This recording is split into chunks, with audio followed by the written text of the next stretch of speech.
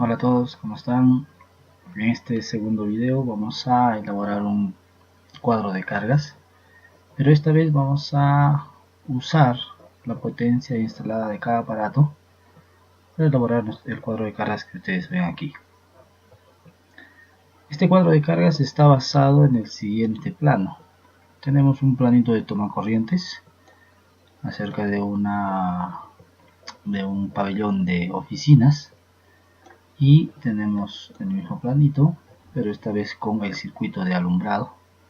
Y hemos decidido aumentarle un split de aire acondicionado, que sería el circuito C5. El circuito C1 y C2 está compuesto por el alumbrado interior. El circuito C2 es el alumbrado exterior, es decir, este pasillo y estas gradas de acceso. Tenemos el circuito C3, que sería el circuito de toma corrientes de esta zona de aquí. Y como vemos, aquí hay una pared de división, bueno, y tenemos el circuito C4 para toda esta área de aquí. Bueno, este toma corriente deberíamos incluirlo en el circuito C3. Bueno, es cuestión de corregirlo. Pero bueno, ya están nuestros planitos. Empezamos con nuestro cuadro de cargas. El circuito C1, como vimos, estaba compuesto o está compuesto por 7 lámparas de 2x36 vatios, de acuerdo a la leyenda. Tenemos aquí 2x36 watts, que vendrían a ser estas lámparas. Contamos las lámparas, tenemos 3 aquí, tenemos 4, 5, 6, 7 lámparas. Entonces consideramos las 7 lámparas de 2x36, 5 lámparas de 18 watts y 2 lámparas de 40 watts. Hacemos la operación respectiva y tenemos una potencia total instalada de 674 watts en el circuito 1. Para el circuito 2, que era el pasillo, tenemos 4 lámparas de 2x36 que hacen un total de 288 watts. Para el circuito C3 tenemos 13 tomacorrientes. Aquí podemos observar el circuito C3. Si contamos los tomacorrientes que están aquí, vamos a ver que tenemos justamente los 13 tomacorrientes, ¿no? A ver, están 3, 6, 7, 8. Bueno, hay 8 tomacorrientes. Aquí ya vamos ahí, 8 tomacorrientes. Entonces aquí tendremos que ponerle 8 tomacorrientes. Y aquí en el cálculo tendrían que ser 8 tomacorrientes. De alguna manera eso nos conviene porque al colocarle menos potencia, lo que vamos a conseguir es que el interruptor diferencial no salte, ¿no? Si nosotros le colocamos demasiados tomacorrientes, como 13, 14 tomacorrientes, entonces la potencia instalada va a ser muy alta y el diferencial va a saltar cada rato. Entonces nos conviene de alguna manera disminuir la cantidad de tomacorrientes. C4, que es este de aquí, tenemos 1, 2, 3, 4, 5, 6, 7 tomacorrientes. Repito, estos de aquí deberían pertenecer a este circuito, es otro ambiente, pero bueno, salvo el error, tendríamos 3, 6, 7 tomacorrientes de a 300 watts. Entonces nosotros aquí tenemos 7 por 300. Esta potencia de 300 watts la he asumido. Tenemos aquí nosotros una normativa en cuanto al diseño de edificaciones que nos recomienda 500 watts por cada toma corriente. Bueno, yo le he puesto 300 watts viendo una fichita de la Sociedad Eléctrica de Arequipa, la SEAL, donde una computadora típicamente consume 300 watts, ¿no? Sabemos que un toma corriente, bueno, pues se puede conectar a una computadora, se puede conectar a un cargador de celular, una radio, ese tipo de equipos, ¿no? Entonces el equipo más crítico que yo considero aquí es una computadora de 300 watts, ¿no? Que lo tenemos aquí como recomendación. Una computadora está alrededor de los 300 watts. Bueno, en nuestra oficina no vamos a tener el resto de equipos, así que esta es la carga típica que he considerado en este toma corriente. Hemos considerado el C5 un aire acondicionado, pero eso ya no entra dentro de lo que es las cargas normales, que son estas de aquí. sino dentro de las cargas especiales, de tal manera que al ser una carga especial y al tener una potencia determinada, este circuito debería tener su propia llave. Es un equipo independiente, es una carga especial, ¿no? Entonces nos hemos basado en este split, un split de aire acondicionado de 2,5 kilowatts de potencia. Bueno, ese sería nuestro equipo de 2,5 kilowatts. Habría que ponerle aquí 2500, ¿no?, de potencia instalada. Aquí tenemos el producto, entonces aquí tendríamos que multiplicar la potencia instalada por el factor de demanda, ¿no?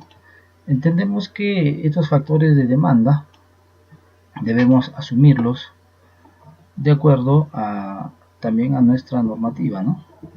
Que si nos dice que si el aparato está funcionando más de una hora, deberíamos considerarlo al 100%. Es por eso que aquí el pasillo, este es el alumbrado del pasillo,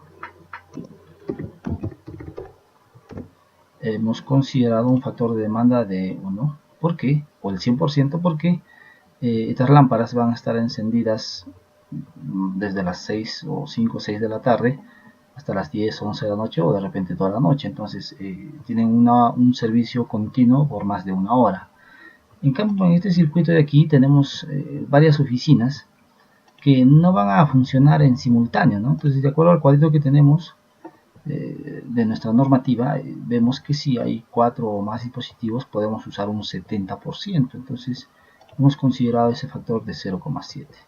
En el caso de los tomacorrientes, también hemos asumido de que al tener 8, 7 tomacorrientes y no van a tener todos la operatividad al 100%, entonces hemos considerado también este factor de 0,6. Con esos factores calculamos la máxima demanda, que es el producto de la potencia instalada con el factor de demanda, y tendremos nuestra máxima demanda. Sumados, en el caso del aire acondicionado le hemos puesto un factor de demanda de 1, entendiendo que este equipo, a pesar de ser un equipo que debe tener un termostato que lo apaga y lo enciende, es probable que esté funcionando más de una hora, por eso le hemos considerado un factor de 1. Bueno, trabajando el producto tenemos una potencia total instalada en el tablero TD1 de 7962 watts, pero tenemos una máxima demanda con los factores respectivos de 5951.8 watts. Calculamos la intensidad la calculamos utilizando la formulita esta de aquí. La intensidad es igual a la máxima demanda, el factor K, si 1 para monofásico, 1,73 para trifásico, el voltaje, y el factor de potencia, ¿no? Eso también lo hemos sacado de nuestro Código Nacional de Electricidad. Nos vamos aquí y tenemos la intensidad, que sería justamente la máxima demanda. En este caso el circuito es monofásico, la tensión 220, le hemos asumido un factor de potencia de 0,9, lámparas fluorescentes, y hemos repetido lo mismo para los 3, para los 4. En este caso también hemos considerado para el aire acondicionado, hemos considerado también un circuito monofásico de este equipo, pero le hemos puesto un factor de potencia 0,85, asumiendo que es un motorcito que típicamente tienen un factor de potencia de 0,85. Como ustedes pueden ver, al tener un consumo de 2.4 amperios, con un interruptor termomagnético de 2x16 y un cable, dos cables unipolares de 2.5 para línea neutro y 2.5 para tierra, resolvemos todos estos dos circuitos que están aquí. En cambio, para toma corrientes asumimos 2x20 y le ponemos cable de 4 milímetros. Nuestra normativa también no nos permite poner cables de menor sección, entonces estamos con lo mínimo, pero estos cables superan pues estas intensidades de corriente, ¿no? Como podemos apreciar. A ver, ¿dónde estás? Aquí estamos. Si ustedes se fijan, el cable de 2.5 en ducto soporta hasta 27 amperios y el de 4 soporta hasta 34 amperios. Entonces no tenemos ningún problema con estos amperajes que están muy por debajo, ¿no? En todos los casos. En el caso del aire acondicionado tenemos 13,4 amperios, le ponemos un interruptor de 2x20 y cables de 4 milímetros, a pesar de que 4 milímetros lleva una corriente de 34 amperios, no podríamos ponerle menos de 4 milímetros, así que es un cable alimentador, lo dejamos ahí. Con eso estaríamos bien. Y finalmente tenemos la intensidad total, que es, la intensidad del circuito, que va a estar calculado en base a esta máxima demanda del tablero que acabamos de calcular. Acuérdense que es la suma de todas las demandas de todos los circuitos. Pero en este caso hemos asumido que el tablero va a tener un alimentador trifásico, una llave de 3x25, porque la corriente del tablero es 13,33 y no podríamos ponerle un interruptor menor a 20 amperios, así que le hemos puesto de 3x25. Hemos calculado un sistema trifásico con 380 y 0,85. Esto lo hemos heredado de la maquinita de aire acondicionado, del split, ¿no? Y tendríamos una corriente de 13,33. Si hubiéramos trabajado con un sistema, un tablero o un alimentador monofásico, la corriente hubiera salido mucho más grande.